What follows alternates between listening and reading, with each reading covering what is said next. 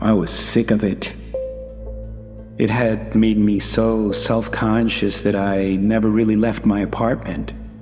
It was everywhere, on my clothes, my hands, behind my ears, on my couch, all over the floor. The doctors didn't have any remedy. I tried them all.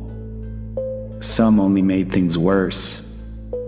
I could barely move my head without there being a miniature snowfall, each flake breeding a forecast of shame and depression. One morning, the morbidity was more than I could bear. I swept my apartment and collected what was left of the storm and weighed it. 205 grams. I was shedding my body through my head. And the itch was a beast, a monster from long lost and forgotten folklore.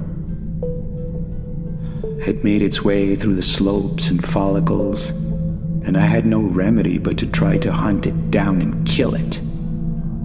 I tried and I tried, only to come back from the hunt with blood under my nails. But it wasn't the monsters. I couldn't drown it, burn it, or cut it.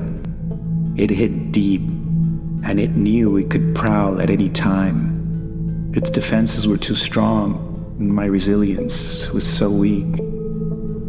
It was a cold night.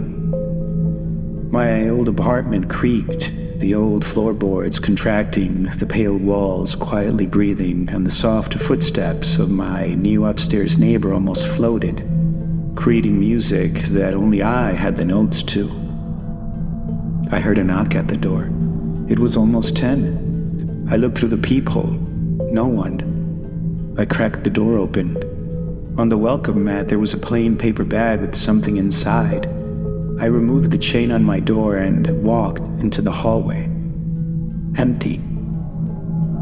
I could only hear the building breathing, trying to keep warm from the terrible frost outside. I looked into the small bag. Inside, there was a peculiar-looking vial. I picked up the bag and removed the glass container. It was filled with a dark liquid. Not black. It was more than that. It was a surreal kind of dark. It was like a black hole that had been contained by some inscrutable force, pressed into the smallest of receptacles, now quietly resting in my hands. There was also a small note inside the bag. Only 2 words. It ends. I went back inside, locking the door, and leaning against it, looking one more time through the peephole. No one. I slowly sat on my couch, staring into the vial.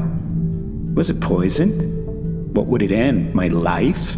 I giggled nervously as I got up and walked to the bathroom. I stared in the mirror for a few moments, seeing again for the billionth time what this monster had done to me. I looked down to my hand where I held the vial, and then I knew. I now had the power to kill it. I removed the seal from the container. A strong odor filled the bathroom, nauseating, perplexing, dizzying. I poured the liquid into my hand, the blackness of it swallowing my skin, taking it away into an unknown void. I raised my hand over my head and let the liquid fall. It began to feel warm, and I vigorously started to massage it everywhere. I was coming after the monster. Tonight, it would die. The liquid came alive, moving, swirling, covering each inch of my scalp, overpowering the beast. Suddenly, everything went quiet. The building stopped breathing. The creaks in the wood died. I lifted my eyes and looked in the mirror, and I couldn't believe what I saw.